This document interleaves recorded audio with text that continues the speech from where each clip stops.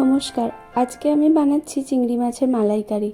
আমি মাছটা নিয়েছিলাম ফ্রেশ টু হোম থেকে, আর 250 গ্রামের মাছ নিয়ে ভালো করে ধুয়ে হলুদ আর নুন মাখিয়ে রেখে দিয়েছিলাম।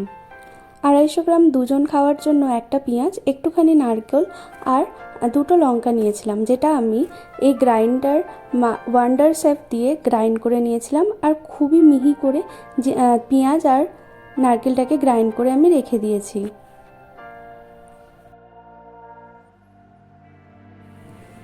মিল্কি মিস্টের দইটা আমার খুবই পছন্দর। 2 চামচ নিয়ে এটাকেও আমি পরে গ্রাইন্ড করে রেখে দিয়েছি, যেটা আমি লাস্টে অ্যাড করব।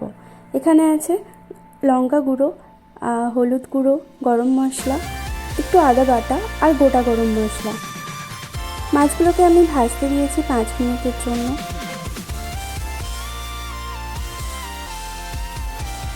আমি গ্যাসের আঁচটাকে একটু বেশি দিয়ে লাল করেই মাছগুলো ভেজে রেখেছিলাম। কড়াইতে আমি অ্যাড করছি ঘি, তার সাথে গোটা জিরে, তেজপাতা আর লঙ্কা। একটু গন্ধ বেরিয়ে গেলে পরে আমি অ্যাড করে দিয়েছিলাম গ্রাইন্ডেড অনিয়নটা, আর যেটা ভাজার সময় একটু চিনি দিয়েছিলাম লাল লাল রং হওয়ার জন্য। আর ভেজে যতক্ষণ না অয়েলটা বেরিয়ে আসছে ততক্ষণ আমি ফ্রাই করেছিলাম। পরে একটু আদা বাটাও আমি অ্যাড করে আবার আমি নাড়াতে শুরু করেছিলাম।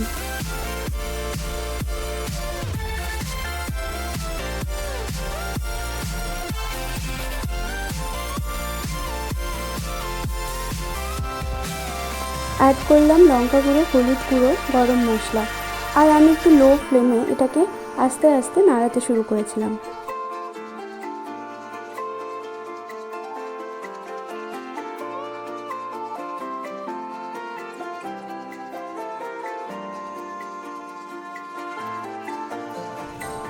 পুরো ফ্রাইটা দিয়ে যখন একটু তেল বেরিয়ে এসেছিলো, আমি অ্যাড করলাম কোকোনাট মিল্ক। আমি অবশ্য শুধু মিল্ক না, একটু কোকোনাটটাও রেখেছিলাম যাতে গ্রেভিটা একটু থকথকে হয়।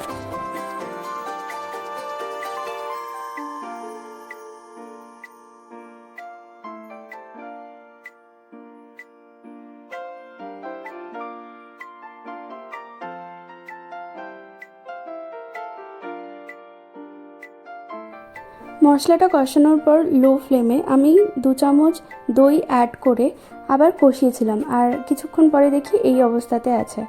একটু সামান্য জল অ্যাড করলাম, দিয়ে আবার হতে দিলাম জিনিসটাকে।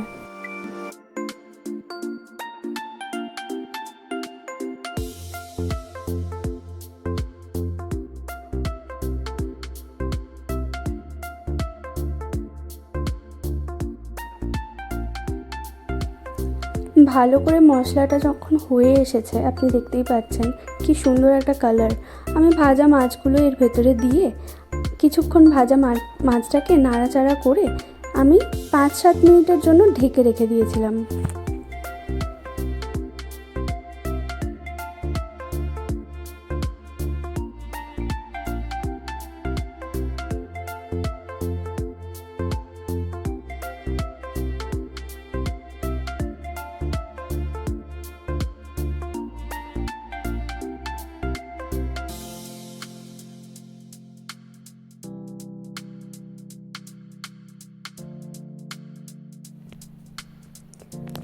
দেখুন কি সুন্দর কালার বেরিয়েছে, আর প্রায় হয়েই এসেছে।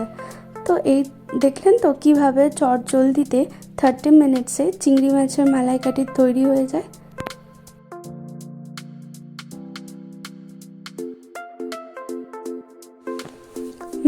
দেখতে তো বেশ দারুণ হয়েছে। চলো এবার খাওয়া যাক গরম ভাতের সাথে।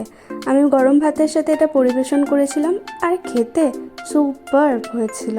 Thank you. আজকে এই পর্যন্তই, দেখা হচ্ছে পরের ভিডিওতে।